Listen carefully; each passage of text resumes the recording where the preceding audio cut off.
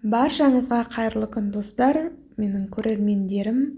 Сіздермен бірге бүгін бекзат. Бүгін мен осындай керемет жұп-жұмсақ болып пісетін, ауызда ерейтін, үлбіреген зебра пирогын әзірлейтін боламын.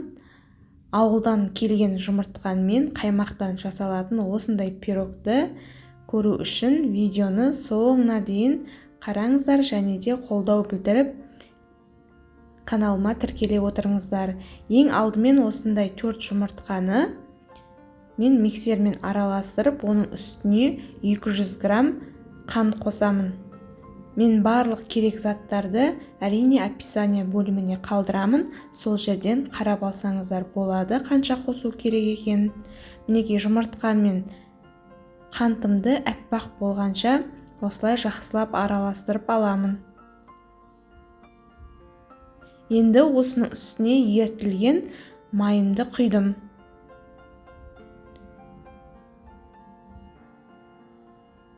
Енді мінекей мен қаймақ салып жатырмын. Қаймақ әрине қолдың қаймағы. Негізі мен осыған дейін магазиннің, дүкеннің қаймағын пайдаланатынмын. 15-20%, бірақ менде үйде осындай қолдың қаймағы болғаннан кейін осы қолдың қаймағынан 2 қасық салдым.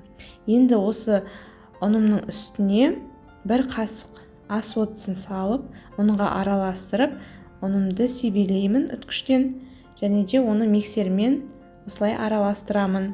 Мен негізі 3 бөлікке бөліп осылай себеледім. Сондықтан бірден салмай, 2-ге 3-ге бөліп салғандарыңыз дұрыс. Мінекей өте жұмсақ тестім, прямо қаймақ сияқты болып шықты ғой. Мінекей осылай 2-ге бөліп алдым. Енді осының жартысына мен 2 қасық какаоны қосып, тағы да миксермен бір араластырып аламын тегіс.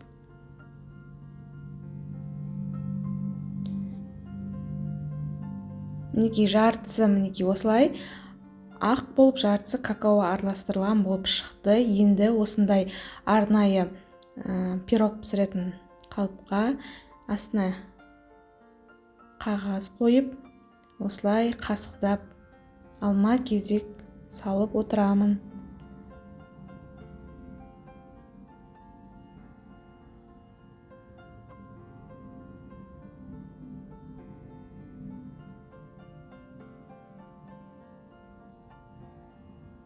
Өте оңай, тез әзірленетін пирог. Сондықтан сіздер де әзірлеп, отбасыларыңызды, үй іштеріңізді және де ауызашарға мінекей осындай пирогты пісіріп қойсаңыздар, шаймен өте керемет болады. Мінекей барлығын салдым.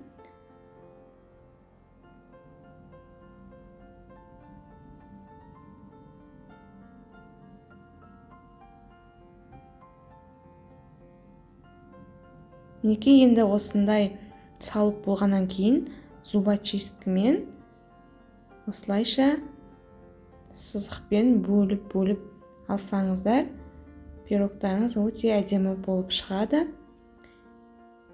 Осы пирогты мен мінекей 180 градуста 30 минутқа пісіріп алдым. Енді кесіп сіздерге көрсеткім келеді. Мінекей өте жұмсақ әрі дәмді болып шықты. Өздеріңіз видеода көріп тұрғандай керемет жұмсақ болып шықты. Рецептім сіздерге ұнап жатса, лайк басып, комментария қалдырып және де каналыма тіркеліп қойды ұмытпаңыздар. Сау болыңыздар.